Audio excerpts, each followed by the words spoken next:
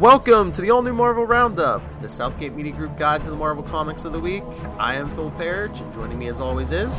Charlie Esser. Alright, Charlie, you got the big pile of books this week, so what did you get? Yeah. Okay, so let's open up with Hyperion number 1. This is a really great book. So we open up with big middle of nowhere America, more accurately Merkel, Nebraska, as a big old truck comes into a truck stop where apparently there's a hot dog vendor outside. I've never seen that in any truck stop I've ever been to, but then again, I've never been to Merkel, Nebraska. I think that's just maybe some New York comic book writer's idea of what might be at a truck stop. Anyway, so we see a big, handsome, muscular gentleman getting out of his rig, and we see a little voiceover saying, "Here we go. Is it him? Oh God, I think that's him. It has to be him. He looks different, even if it's not. Just look at the guy. I bet he could bench press 3 of me. Not that I'm into that. He's the hero. I just know it. Hyperion. He can save me. He can save us all." Anyway, a little green-haired girl comes up to him and says, "I need a ride." And he's like, "We'll get a taxi." And she says, "They don't have taxis around here." He says, "There's something called Uber. They don't have that either. Get on a train or a plane or buy a bike." He says, "I don't have money." He says, "Here's some money. Go take it." And she gives him the puppy dog eyes, and then she's in the cab. And they go a ride off through middle America, get some nice folks in their backyard, shooting some cans off a fence post with a .22. Again, with some New York comedy, with some New York comic book writer thinks Middle America is got the big One Nation Under God with everyone holding an assault rifle billboard. We get a little weird dream sequence with we hear like the creepy "Happy birthday to you, happy birthday to you, happy birthday, dear old sweet 16. Buy the ticket, take the ride. Buy the ticket, take the ride. You are blood, join the family." And she's all being attacked by some sort of weird living carnival Elizabethan mansion thing, all speaking in mystical text. She wakes up. She goes, "What? Where are you?" And she looks out. She sees that they're in the woods somewhere, but she knows these woods. She sees Hyperion walking over. Or I'm sorry, this gentleman, Mark. This guy named Mark, we don't know who he could possibly be, walking over to a car, and then a guy who looks like Riff Raff, the character O'Brien from Rocky Horror Picture Show, except he's not dressed in tuxedo. He's just he looks like hobo Riff Raff, and he hits him over the head with a crowbar and slams because he sees the disabled car by the side of the road. So of course Mark goes to help, and he gets hit over the head with a crowbar and slammed underneath the hood.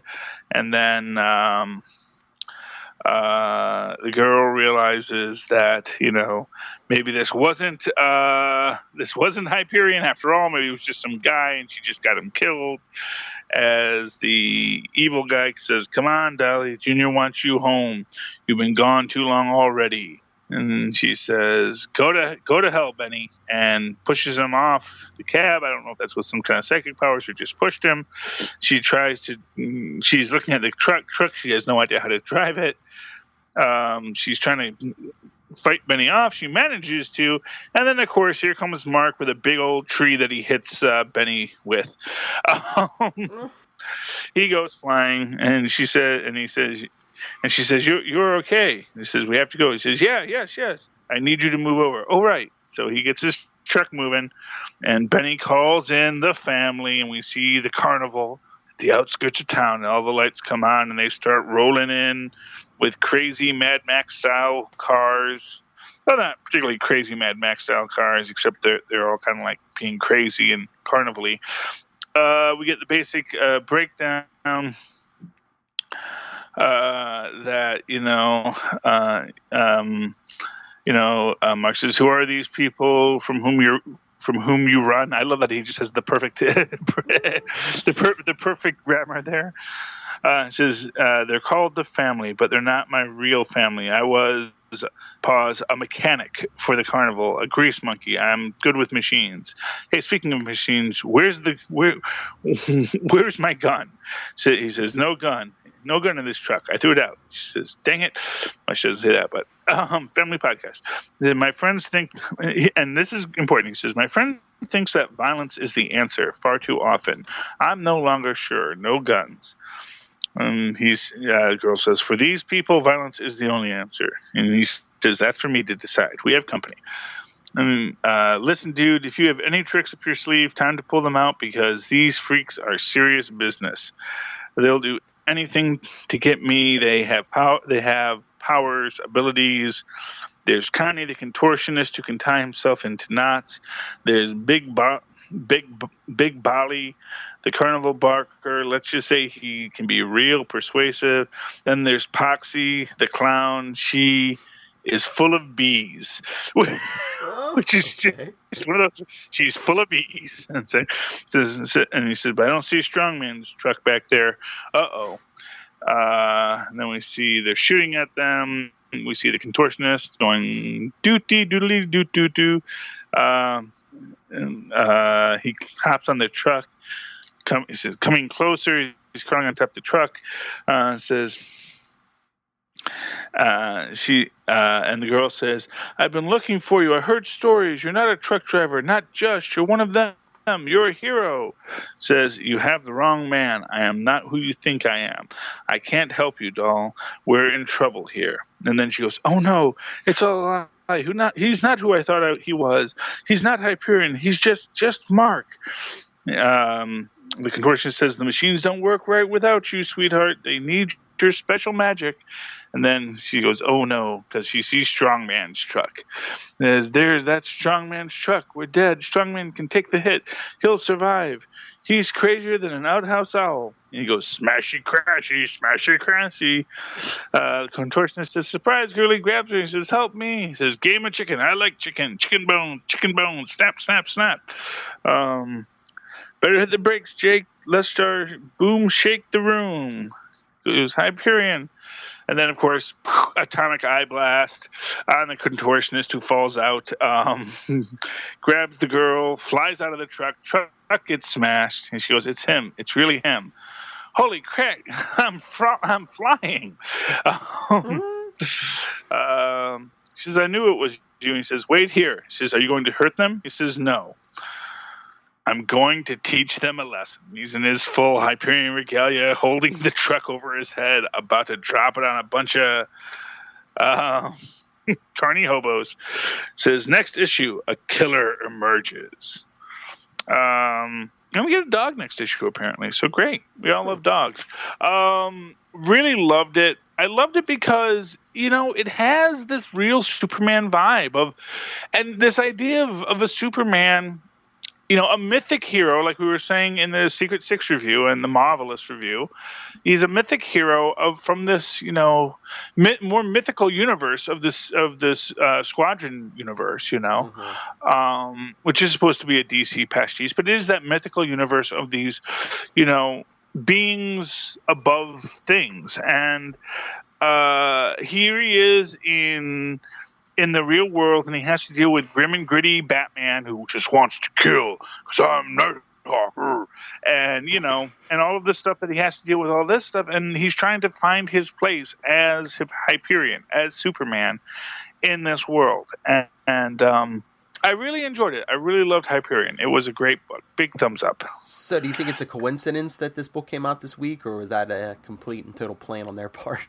Oh, I don't think it's intentional. I mean, really, honestly, that's a lot of effort. Here's what I'll say. I think when the book was ready and they said, hey, can we put this out on Wednesday? And they said, yeah, let's get this out on Wednesday. Okay. I think maybe it's coincidental. I don't think it was planned. I think it was happy coincidence.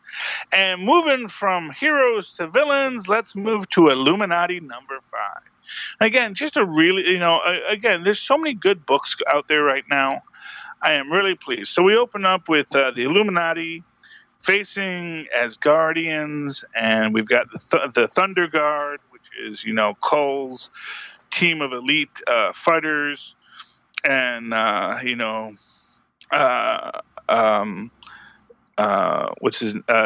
Hood tries to open up the doors to Dormammu to get them out of there, and realizes that his black magic does not work well in Asgard. They start fighting the Asgardians. Thunderball says, "I've beaten up my share of Asgardians." He says, "Bring it on! It's wrecking time." They cut his ball in half, and he says, "On Midgard, your enchanted weapon might be deadly, but here against other Asgardian weapons, it is merely a ball and chain." And then Enchantress goes, "I am the Enchantress. Lay down your weapons or suffer my wrath." And the guardsman says, "You are not the Enchantress, girl." Says, "You are nothing but a child pretender." And then Titanius goes, "Oh, you're what's her name? Sylvie something, right? I heard you, the fake Enchantress. Is anyone on this team telling the truth? It's time you call in your army, Hood, the rest of the Illuminati. We'll need some heavy hitter backup." He says, "Well, yeah, funny story." He says, there is no one else. We're it. I thought if our little group worked, the rest would sign up. Build it and they will come, And says, "I'm going to choke you with your own little cloak." And says, "This battle is over. Seize them all," says the Thunder Guard. And Titanius says, "Let me go." Says, "Everyone just chill, okay? How bad can an Asgardian prison really be?" Says, "No, we will not lose this time, Titania." And then she gets her big old power up. Dun, dun, dun, dun. "I refuse to spend another minute behind bars," and basically just completely owns the entire Thunder Guard. To which Odin is like, "Has my kingdom been invaded again?" He says, "It appears to be a band of humans. This is Kull. We're trying to steal from the armory. Isn't this the kind of trespass that is your duty to repress, brother? Bring your full might down on them." "It will be done, my lord."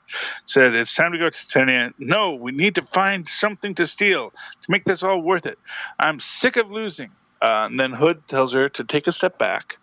When something doesn't work out is not losing. Remember what we talked about, being smarter. Walking away is part of that. Says, "How are you going to help Absorbing Man if you're rotting in an Asgardian prison?" He says, "Carl, he'd tell me to keep fighting, which is why I should stop. What is happening to me, my powers?" He says, "You're finally hitting your true potential. This is why I wanted to work with you in the first place. You're the real weapon we need against the heroes." He says, "You knew about this? How?" "A little birdie told me." "Hey guys, sharing time is over. Prepare to die, thieves," says Kulborson, god of fear, with his destroyer. Says, "Maybe I can power up again." No need. Thunderball, punch me." "What?" "Just tap me right in the face."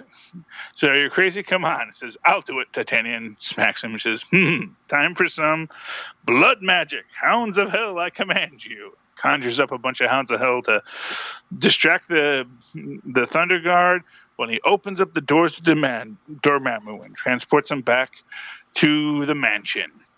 Says, "Home sweet home." "Are you insane, Hood? If you had that kind of spell, why didn't you do that before?" He says, "Because I was hoping the battle would activate Titania's new powers." "So all of this was part of your plan?" He says, "I am the man with one. Even the mad thinger." That surprised me. I always thought if anyone was going to betray us, it'd be Enchantress. But that's something I would expect from the but that's something I would expect from the real Enchantress. She says, I just wanted to be a god. "I'm going to let your transgression slide for now, Sylvie. We need to find the mad thinker, make him pay for it." And Titania says, "Stop! You were using some powerful magic back there, Hood. Dark magic. Answers now." He says, "You weren't the only one who leveled up Titania. I spent a lot of time studying the black arts, got my hands on this place, and learned everything I could. Made some sacrifices, made a few deals. I got my powers back. The less you know, the better." Says, "What are you talking about, Hood? Where the hell did you teleport us?" Lovely choice of words. we see opens the windows right here, right where the heroes would where the heroes would expect us, but could never access themselves. Before you ask, I didn't really sell my soul, more like a loan. Says I used to joke that I had a place in hell, but this is too much. You did all of this to give me an upgrade. Says, think about the power you have now. If everyone is going to hear about it, they won't mess with the Illuminati. Now that we have you, and the new members will come calling. Says, are you kidding? What about all the enemies we already made? The Fenris twins and all the villains at their club, Roxxon, Thor, and I'm pretty sure all of Asgardia. That's a lot of people out to get us. Also, you could get a bigger rep. Says, you can't make an omelet without breaking an egg. How about I break you? She goes, no, you're not worth it. This is over. I'm done letting you get under my skin hood. Should have stuck with my gut and walked the moment I saw your red cloak. Teleport me back to New York. I'd rather face the music with the parole board than work with you. Says, my offer still stands, Titania. I'm nobody's tool. Hood, take me home. I can't trust you, and you shouldn't, but that wasn't the offer I was talking about. I'm offering to help you. Free your husband. And we see Carl the soda jerk in Pleasant Hill. Oh. Yeah. Come on, what do villains do better than escape prison? Next month, Standoff. Great book, man. I tell you, it was a little slow to start, but now Illuminati's hitting its stride. This is the Hood I knew and loved from the old Dark Reign series, and I'm liking where it's going. So big thumbs up. Big thumbs up. What do you got there, Phil? All right, my first one, I'll do all new Hawkeye number 5. Just like the other issues, it kind of goes back and forth between flashbacks and the present. I'll start with the present. I'll do the present storyline. Hawkeye's basically, he was trying to take out the Hydra goons and save the Inhuman kids. Well, after he got shot and hit the road, he gets back up. He shoots an arrow at the tractor trailer carrying the Inhuman kids, but it crashes and it looks like it explodes. And he's like, "Oh God, what did I do? What did I do?" And Maria Hill's like, "What?" She's like, "Are they down?" She's like, "Let me get down there." And he's like, "I don't know what I did. I messed up." They're, he's acting all like, "Oh, they're dead." And Maria Hill's like, because he's like, "How could I screw up so badly?" And Maria Hill's like, "Yeah, how could you? What are you not telling me?" And she's like, "I'm not telling you anything." He's like, "This way, Hydra, S.H.I.E.L.D., no one has to fight over them anymore." And Maria Hill's like, and Hawkeye's like, "Isn't that what your report is going to say, Director Hill?" And she's like, "All right." She's like, "All right, I guess the project shut down." And she's like, "You don't take any repercussions from this." And he's like, "Yeah, okay." Because they reveal that Kate Bishop and Clint's brother Barney have the kids. They're safe, and everyone thinks they're dead, so... Yay, Barney! And Clint says, "Wait, isn't he a bad guy?" He was, but I guess he's trying to reform. Yeah, well, so was Clint, I guess. So yeah. Yeah. So, but Clint tells the kids now they're going home. So I don't know if they're all going to live in his apartment or what, but and then the flashback was interesting because it was Kate, back in her childhood. Basically sitting down to breakfast with her father, and her father basically telling her, "Yeah, your mother and I separated. She's probably not coming home." And Kate's like, "She hasn't been here in months. I think I figured that out." But she knows her dad's up to some dirty stuff. So when he goes to take a meeting, she sneaks in the trunk of the limo and goes to his meeting, which I guess his business is some shady real estate deal because he has someone clearing tenants out of properties. And guess which old school Marvel villain he paid to do this, Charlie? Oh, old school Marvel villain? This will be quite the blast from the past. The Matador. Oh, I don't even know who that is. I think he was an old Daredevil villain. I don't know how. I don't know. Yeah. But Okay. yeah, like really old. Yeah. So, but yeah, Kate's father's like, yeah. He's like, "I paid you. You didn't do the job." he's like, that's like stealing to me. He's like, I just think, I should get tough with you and your guys. And he's like, I could just go to the Shocker if I need.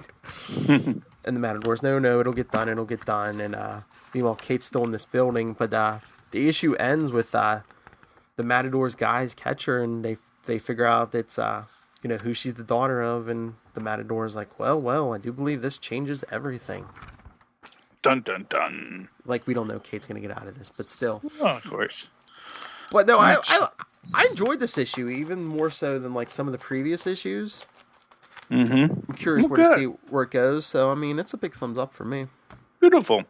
Okay, and from Kate Bishop, let's go to Hellcat. Da-da-da, Patsy Walker, a.k.a. Hellcat. So we're opening it up. Patsy's got a new job. She is working at Wishful Inking Tattoo Parlor, run by none other than Tara Tam. Howard the Duck's BFF, also part Skrull. She's cool, trust me. And she's basically saying that basically after Aunt May robbed the joint, for those of you who remember Howard the Duck, Volume 0, Number 3, Tara Tam's tattoo parlor was robbed by Aunt May, who was under the influence of the ringmaster. And basically the guy had a very old school system for tracking the appointments, with basically post-it notes and a big book instead of using the computer. Patsy's like, yeah, I'm not too good with the modern electronics, because I was dead for a while. It happens. You die for a couple years. All of a sudden, the whole universe is different. So Howard and Patsy have a nice little chit-chat. Patsy says, she has this meeting with Hetty in a minute, and She-Hulk, and Tara's like, you just started. And then Howard reveals that she's actually a big Patsy Walker fan.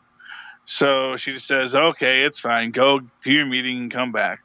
Meanwhile, we cut to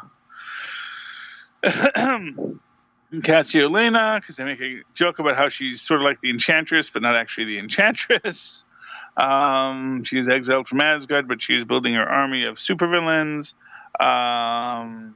She's currently holding up on Roosevelt Island with her hench being Papo the Cutting, and Bag Lady, although that's not her name. This is the girl we saw earlier who has the magical bag of holding. Cut back to Patsy getting a tattoo of herself, sort of the anime version of Hellcat on her shoulder. Meanwhile, She-Hulk calls her, tells her, they said she'd be here at 4. Are you ready? That's one word for it. I'm just taking a shortcut, so this call might cut out. Please don't be late, says She-Hulk. Jen, we don't want to give her the upper hand. She says, trust me, that's the last. Then, of course, gets hit in her tattoo. Says, ow. Says, surprise, kitten, miss me? Says, I'm usually a lot quicker on the draw. Sure you are, like last time. Listen, I'd love to play, but I come on official business. I says, oh yeah? Cassiolina's in town. She knows you know, and she knows you know she knows.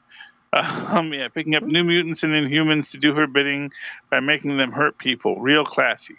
What's her deal? Says, personally, I think it has something to do with being banished from Asgard, but that's not the point.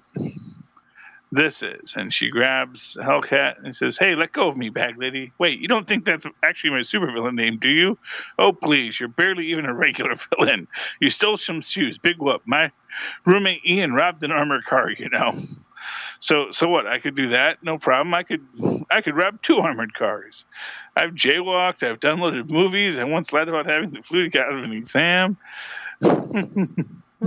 She says, hey, are you calling for help? Oh, please. You, on the other hand. And we cut to her basically having completely defeated Bag Lady as she calls in Valkyrie as they go after her. Cassiolina. They go to Roosevelt Island. We see She-Hulk calling and being ignored by by Patsy. Well, I see. She left her phone in the horse. She left her purse with the phone in it on Aragon. They go to confront Cassiolena. Cassiolena puts a magical cell around them. They keep on patting Patsy on her tattoo, which hurts. Says, Cassiolena is annoyed that no one is listening to her. She says she has her bad guys in the field. Says, these recruits, they are the young, vulnerable. They have no directions. I come along with the promise of power, and they turn on each other and the world for a chance to be a part of it. Ha ha ha. Says, because you lie to them, you have no power to give, sorceress. You are exiled from Asgard. Says, they do not know that. Says, you witch. This is Bag Lady. You told me you'd give me magic. You said you could wipe out my student loans. She said, what? Oh, now that's just cruel. Bailey, if you were just looking for a job, there are other ways to get one. As a matter of fact, because she's pitching her, superpowered temp agency. She says, no, it's really not the time.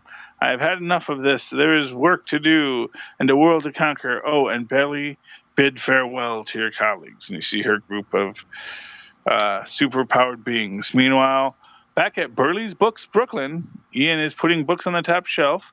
And you hear the cell phone ring. Ian picks it up, and it says, hi, Ian, it's Jen. Is Patsy with you? She says, no, I thought she was with you. Is she still at the tattoo shop? No, she isn't. What's up?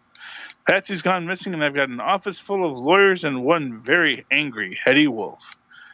Next, our first story's big finale. Go get them, hey. Then we get 3 pages of letters. That's how popular this book is. I loved it. It's got this light, fun air that is really enjoyable and refreshing. And, it's a little meta at times, but I really love it. And, I love, and really, let's face it, the character of Patsy Walker is just meta to the max, She is a former teen comic book star who, when superhero comics became the rage, decided she was going to steal herself a supersuit. So, you know what? I love Patsy Walker. She's got the best origin. I can't wait to see her on Jessica Jones next season. Okay. And then moving on from the lighthearted and jovial to New Avengers Standoff, when it all goes to heck and back. So basically, we get this. We're in the tunnels of the Morlocks. We're seeing this message go out that was recorded by Rick Jones, the Whisperer. He says, basically saying it's Kobik related, Kobik being S.H.I.E.L.D. Director Maria Hill's secret project to rewrite the world with cosmic cube fragments, so it's serious. I'll leave it at that until I know I can trust you. And if you are still bad guys, well, just remember that this is Rick Jones talking. I trained with the best of the best and the meanest of the greenest, and my Christmas card list will kick your ass. Whisper out. Basically, he set this up so that if he ever went unconscious, it would broadcast to them, let them know to come rescue him. So basically, they have a phone app so that everyone gets to vote on whether or not they go. The AIM representative says yes. Dr. Tony Ho says, head of engineering, says yes.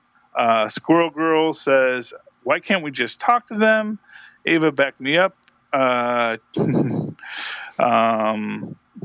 Tippy Toe says chit chit. Chit chuck. Ava says they don't talk to us, they talk at us, and they lie. I'm in. Wiccan and Hulkling says, I don't know, I'm not comfortable with this.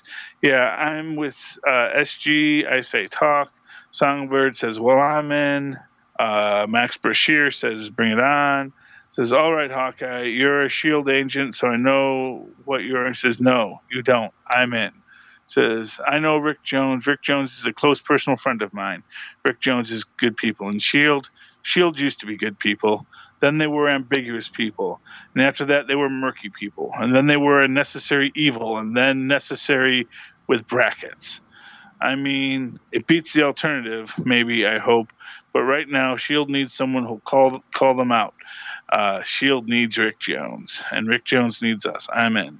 And you see, according to the phone app, says, so you are, Lie Detector 3.0. That checks. I'm glad you're with us, Clint. Meanwhile, judging by the app, out of over 200 AIM staff across the island, we have 4 people who don't want to do this.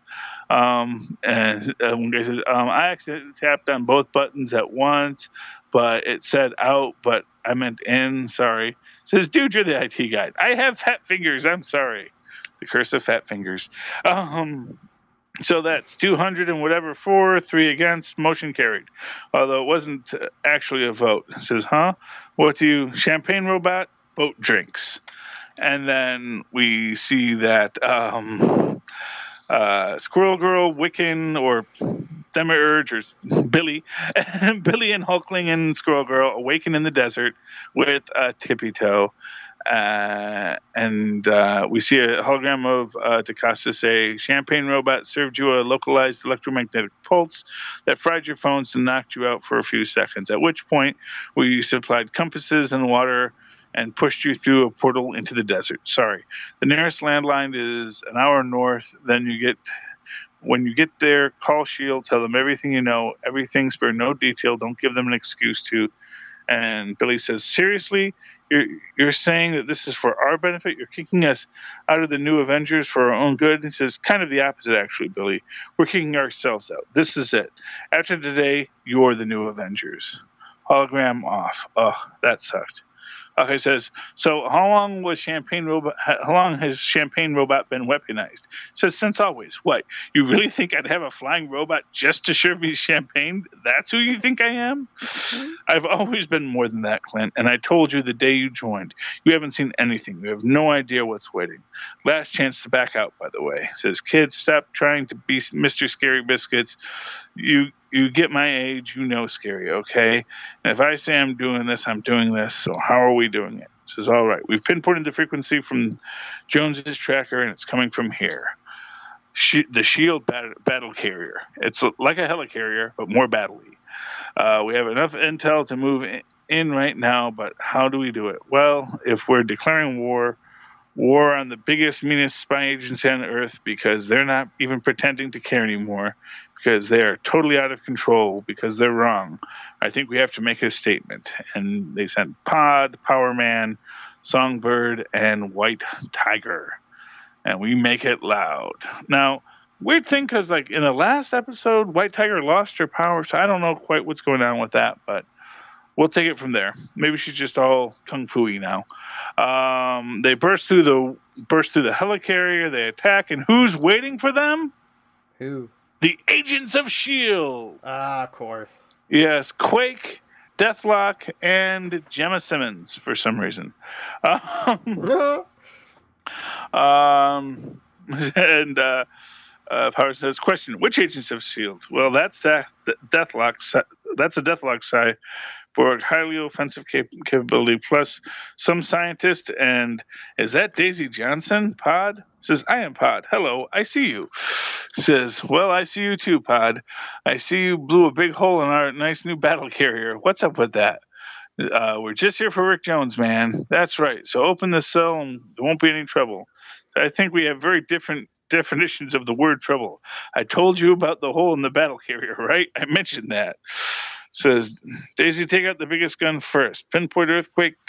Got it, Simmons. And Pod, user status 5.4 Richter scale, quake inside user, internals in flux, organ rupture, reroute all energy to healing systems, not okay, not okay, not okay. Says, right, I've read up on you, Daisy Johnson. Says, I know my name, aka Quake, and my code name. Your quakes are just manipulation of frequency, Daisy. I can cancel them out. This is Songbird. And I care why. She punches her in the back of the neck. Jim says, I gotta get help. Guys, go to warning. I'm not an Avenger. I'm a legit agent of S.H.I.E.L.D., and I'm authorized to use lethal force. It's because Ava to do some kicky stuff. Gemma says she happens to be a medical doctor. Power Man messes with her chi to knock her out. He says, your friend's chi is a mess. She's got some kind of problem. You should talk to her about it when she wakes up. Power Man goes to punch Deathlock. Deathlock points out that you get your powers from history, but we are in a brand new helicarrier, so no history here. Then Hawkeye shoots Deathlock with an arrow that fries him, at least temporarily. The pod breaks Rick Jones out, and they go for a run, and then we get the big reveal that, well, Daisy Johnson was fighting Songbird. She whispered the word family values. You copy? She says, I copy. Good. Sorry about this part. And she punches Daisy. He says, aside from a very dated reference to the early 90s, should that mean anything to us? Says, no, not unless you've been a director of S.H.I.E.L.D., like me anyway. It's the phrase deepest cover operatives use to signal their friendlies. Songbirds and agents of S.H.I.E.L.D. It's happened, gentlemen, as we all knew it eventually would. AIM's so-called Avengers just kidnapped a person of interest from a S.H.I.E.L.D. holding facility. This is a secret meeting of the President and the Joint Chiefs. That's an act of war in anyone's language. Mr. President, we may be on the same side. We've had our own issues with S.H.I.E.L.D. lately. If we reach out, horse hockey, says some guy who looks a lot like General Ross, but they don't identify him as such, says Roberto da Costa is hiding in international waters with enough mad scientists to blow up the ding-dong world, and he's the good guy? That dog don't hunt, gentlemen. I say it's time to bring out the big gun. Time to unleash hell. It's time for the American Kaiju. And you've got a big old Godzilla monster with an American flag tattooed on his forehead. Yes. Thumbs up. A great little take on the espionage. I'm loving DaCosta, honestly. They have really made him, an Omega level threat here as a brilliant billionaire scientist, seeing himself be good, even if he does maybe stuff that maybe others might not see as good. And they got him in a suit like all good supervillains wear nowadays. So, yes, big thumbs up on New Avengers number 8. Cool. Okay, and that is all of mine on my own. All right. Well, I have one more on my own. Totally Awesome Hulk number 4. Yay, he's awesome. Totally so. It opens up with Amadeus has been captured by Lady Hellbender. She's gonna take him back to her preserve or wherever she was taking all the monsters. But to distract She-Hulk and Spider-Man, she drops all the other monsters because really the Hulk's the only one that's important to her. But Amadeus jumps out to take care of the monsters. And then here we go. Four months ago, the flashback. We see what happened to the old Hulk, Bruce Banner. What happened? He's ready to blow up, but Amadeus goes. He's sitting on the bottom of the ocean. Amadeus throws on some armor, goes out to see him, and he's like, "Hey, buddy, rough day, huh?" He's like, "Rough life. You never asked for this. You never wanted this." He's like, "Maybe it's time to give it up to someone who does." And he grabs him he puts some armor around the Hulk, also because he starts. I'm guessing he's draining the gamma radiation out of him, and the Hulk settled down. The radiation levels are coming down, and Amadeus is like, "There you go. Use your words." And the Hulk changes back into Banner, and he's like, "Banner, good to see you." And Banner's like, "What have you done?" And he's like, "Dude, it's all good. You don't have to worry any longer. You're free, so don't cry," because Banner's crying. He goes, "Oh, kid, I'm not crying for me." And then Amadeus hulks out, and there's an explosion. Cracoom. So then now what happened? Well, that's all we see in the past, but in the present, Amadeus as the Hulk is he's being overwhelmed by the monsters, but I guess he lets the Hulk out because that whole thing he's been seeing in his head of the Hulk and he's driving a car and the Hulk's in the trunk. Well, now the Hulk's in the back seat and he's like, "Yeah, this is awesome," and he doesn't seem quite as in control of the Hulk. Mm-hmm. That's how Hulks go. That's right. But until he settles the Hulk down, he says, "Shh, we gotta think." And he pulls down an electrical pole and shocks the all the monsters into unconsciousness. Let's see. He tells Lady Hellbender the monster's staying here, and she gives him a kiss and says, "Call me when you're ready to accept who you are." Mm-hmm. And Spider-Man Miles Morales is like, "You got her number, right?" And She-Hulk's like, "Spidey's like, I kid." He's like, "But seriously, you got her number, right?" But Amadeus called She-Hulk Shulky, so she's calling him Chulky with a CH. Because he's Chill Hulk. Yeah, but he's walking past a mirror, and it looks like out of the corner of his eye he sees a reflection of the Hulk, but no, he looks, it's just him. So, so I guess he just drained the gamma energy out of Banner, but where's Banner now? Yeah, well, because there was an explosion, so uh-oh. But I'm thinking, remember we were saying that Pleasant Hill was that Dr. Bruce, was that Bruce Banner? What if Maria Hill put him in and, use the cosmic cube to, take away his memories and stuff? Because, her whole thing's probably going to be like, you know what? You've been separated from the Hulk before, and eventually you always get back together with the Hulk, and it's never good, so. Yeah, or maybe he just volunteered, and maybe he's all in on it. Yeah, maybe he's on the Maria Hill side in the Civil War. Could be. But next issue blurb, it says Dark Hulk Rising, and guess who has the totally awesome Hulk chained up? Red Hulk? It's the Enchantress.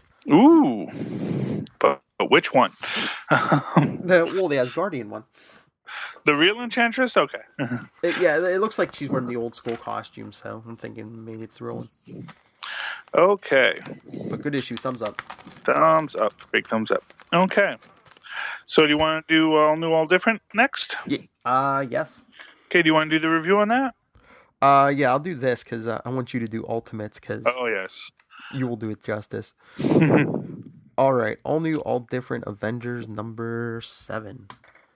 Let's see. It opens up, I guess, a little before the last issue of Uncanny Avengers. It's Sam Wilson talking to Jane Foster about, her treatments and why is she putting herself through chemo when every time she picks up the hammer, it just, sets everything back. And she says, she became Thor to help people, but she's Jane to save her life. And she asked Sam to keep her secret, which that's not going to blow up in her face. But well, no, he says he will, but Well, he will, but I'm just saying something's going to happen to her, and none of the other Avengers are going to know what's going on. Well, yeah, that's true.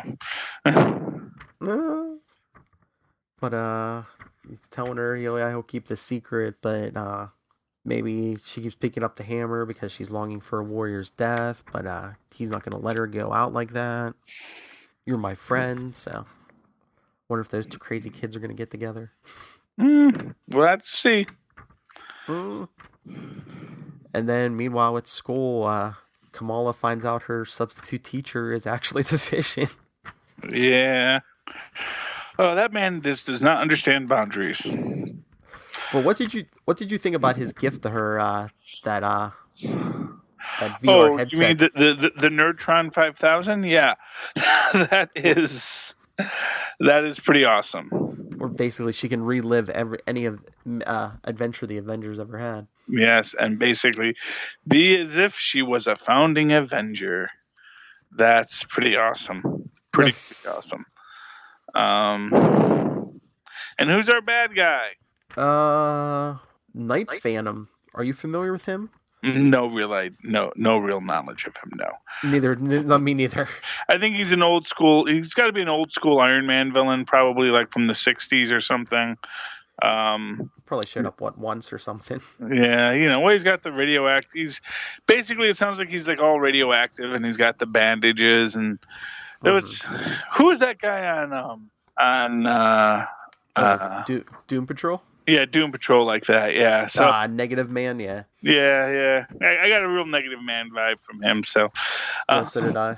Yeah, but this is Mark Waid writing this. He more whether he writes Marvel or DC, he always likes to like dig deep for guys like that. yeah. Well, that's something I love. Now I want to go look up this guy and hope he shows up in Agents of Shield.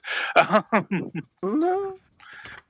Yes, but then who comes at the end of it? Well, Maria Hill or somebody who looks like Maria Hill. Mm-hmm. So basically, she says she's gonna take Night Phantom, and they don't have clearance for Pleasant Hill. But then Sam calls Tony, about the whole Pleasant Hill thing. So I'm guessing this is around that when he's calling Tony. That's when he called him. What issue was that? Pleasant Hill Alpha, was that it? Mm-hmm. Yeah. Yeah. So these are all jumping around. So she's like, okay, fine. And she takes off with them. And she's explaining Pleasant Hill to them. But of course, once they come over, they see that scene we got last week from Uncanny Avengers where they see the Unity Squad and they see the other Maria Hill. So of course, this Maria Hill opens fire. Mm-hmm. So the two Avengers teams clash with a quick misunderstanding, but I guess the all-new, all-cradle robbing Avengers, as Deadpool calls them, look like they were coming out on top. Yeah. But then it starts snowing, Charlie. Oh, yes. Well, so here's the important question. Which Maria Hill is the real Maria Hill, and which one is the LMD? And are they both LMDs? Because there's also a Maria Hill who's still in Pleasant Hill with Captain America. See, I didn't even get that. Maybe it was an LMD. My thought, could one of them be like Moonstone or something? If they got a hold of if she got a hold of a cosmic cube, I mean, they were changing villains' appearances. Could somebody have changed their appearance? Well, but we see Francine at the end of this. When it starts to snow, we see that they're all in a little, our Francine from Bayonne. We see that she's got everyone in her little snow globe before she banishes them all to the cornfield. Yeah, because we see Tony and Miles working in an auto repair shop. Yep, Tony's Fix-It shop. But did you notice this? Miles says, "I've just got this weird headache." And what's causing his headache? With spider sense? Exactly. Because, of course, the spider sense is tied to the cosmic web. As such, it may just let him know that things are not right in this world. Yes. So what do you think? I'm giving it a thumbs up. I like this episode. Oh yeah, big thumbs up. This was probably number 2 on my list. This would have been a pick of the week if not for Ultimates. Yeah, and I just love the whole Francine and the snow globe scene. That's just awesome. And it's just so, you know what it could also be? It could also be not even that it's an LMD, but that maybe Francine has just created multiple Maria Hills. Yeah. That Francine is just, I'm going to make it so you can be everywhere at once, Maria. Oh, boy. Okay. And now for the pick of the week. Ultimates. Right, for both of us. Yeah. Ultimates number 5. Man. Hard to believe we're only at 5 issues. Mm-hmm. So we open up with the end of Secret Wars and Franklin and Reed rebuilding the multiverse and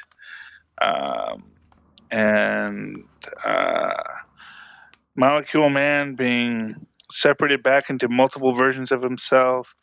Says, and outside, the outcast waited and remembered. He remembered taking up arms against an enemy with ultimate power.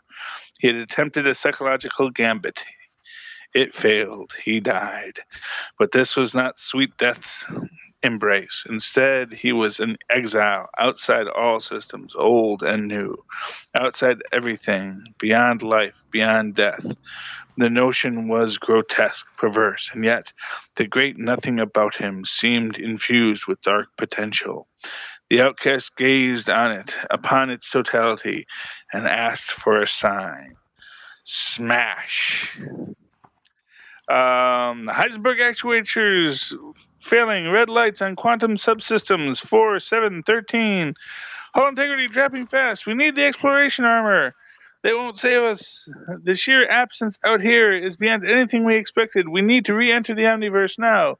Mac, America, come on, hon. Dang it, she pushed too hard. Mac, wake up. We need you.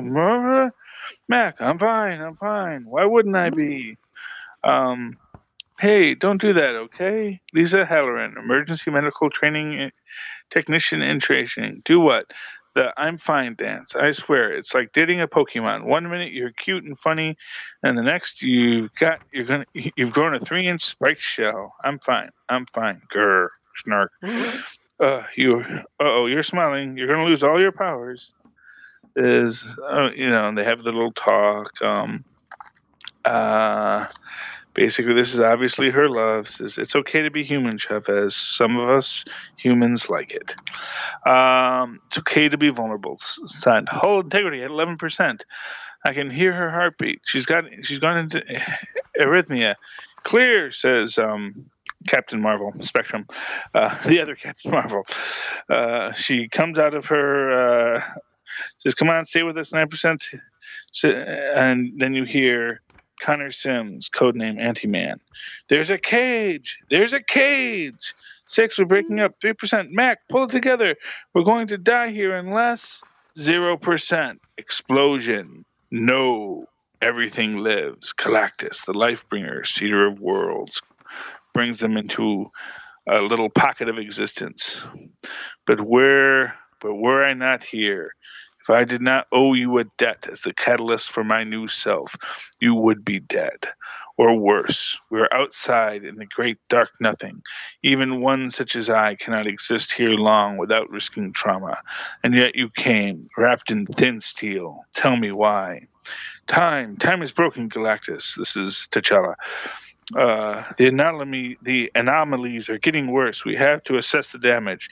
The plan was to use our instruments to take baseline readings, space-time curvature, tachyon density, things like that. Fortunately, the journey was a little rougher than we thought. Enough. You flew headlong into death, dared beyond all limits while wrapped in tin and hubris. And you say you came for numbers? No, you came for fire. I know that fire that lives inside you. Once I was as you here, in the dying light of eternity's end. When all was lost, even hope. The fire drove me on. Why did you come here? Why attempt to break free of reality itself? Because it was a peak never scaled, a danger never faced, because it was there. You are out of line. This wasn't for kicks. If there's a legitimate danger to the flow of time, we have to... Oh, you wish to see the flow of time, human? See it with my eyes. Here we go, people. Yeah, here we go. Here's where they start confirming all of Charlie's crazy fan theories over the years. Behold space-time, the present moment, the now, hurtles past to future along a stream of events. And events have weight. Sometimes the weight is vast, sometimes so light as to be undetectable.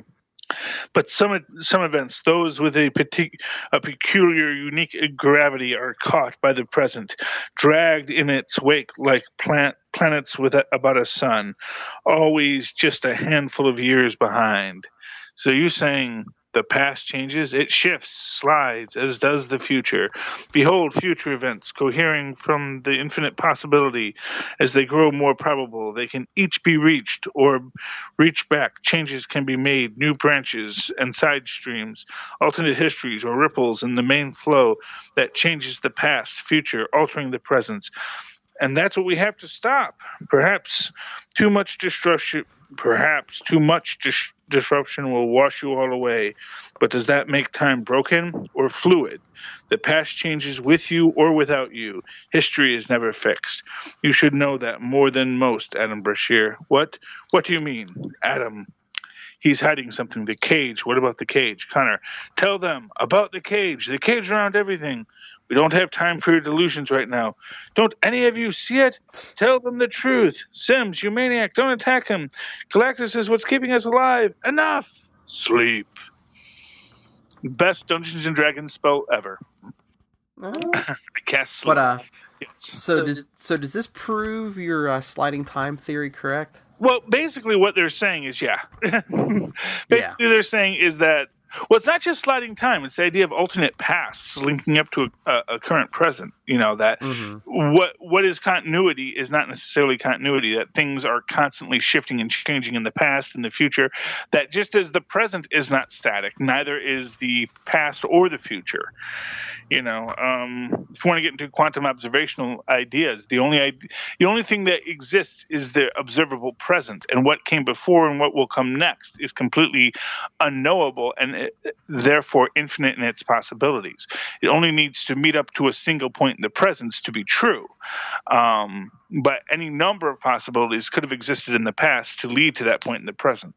So, and what he's saying is that certain things have such weight, say like four strangers going up in a rocket, that moment must continue on through time, only a few years behind, because it is of such great weight that it gets pulled forward with that movement of time, and with it, so does so much else. This may even explain why some people seem to age at different rates when they're outside of the influence of great events.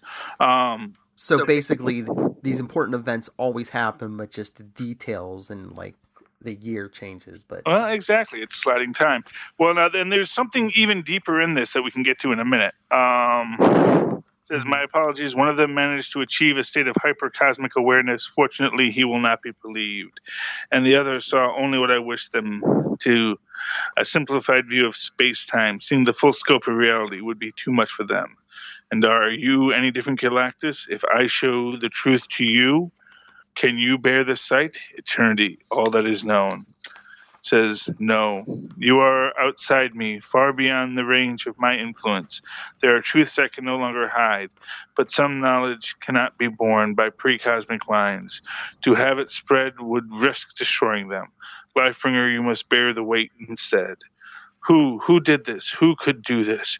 Who chained the cosmos? If that is your question, Galactus, then that must be your task. Return to me and find out. Epilogue. The outcast watched them leave, watched the Lifebringer tear a hole through no space back to where he'd come. A door inside, back into eternity, back home. The outcast wanted to stay there, in the absence where there had no meaning. To stay with the new love he had found. A love stronger than even death. The love of nothing. And yet, he knew love must be proven, gestures must be made, obligations must be met. And Thanos of Titan always meets his obligations. Bum, bum, bum. Thanks, Galactus. He left the door open for Thanos. Yeah, Galactus. Yeah, he always screws stuff up. So now, of course, who caged the universe, Phil? Do you know who caged the universe? Is it that pesky Reed Richards? No, not that pesky. Well, in a roundabout way, it's that pesky Franklin Richards.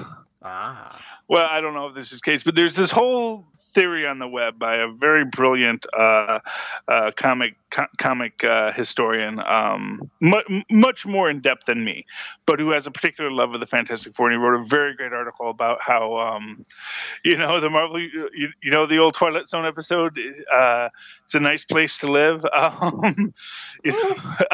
About being sent to the cornfield and all this stuff, and how basically that you can see how sliding time kind of really centers around Franklin, where as that time only progresses as Franklin allows it to, and it's a brilliant fan theory. I would love it if they did make it canon, but and the idea is that yes, Franklin Richards basically wants to stay a kid because who wouldn't? Because every time he grows up, every time he reaches his full potential, his father gets mad at him. As we will recall from the time when he did get artificially aged up, and and various other situations. He has a whole other side theory that Franklin is the century and all these kinds of things. But yeah, and right now we literally have Franklin recreating the cosmos. So right now without a doubt, Franklin is putting any cages that exist around space-time. That's Franklin. Because, of course, these are those who exist outside of time.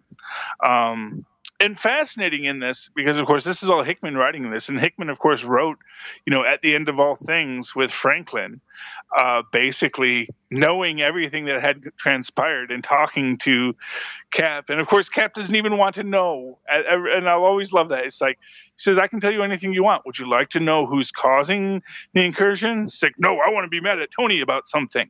It's like, okay, Cap. Yeah. Priorities, Captain America. Be mad at Tony. Don't say who's causing the incursions. How can we fix the incursions? What is the incursions about? Captain America and Tony Stark, they just cause problems. These superheroes are a menace, I tell you, Phil. A menace. I hear you, J. Jonah Esser. Yes. Okay. Well, that's all our books, but that was my pick of the week. It was beautiful. It was well written. It was fantastic.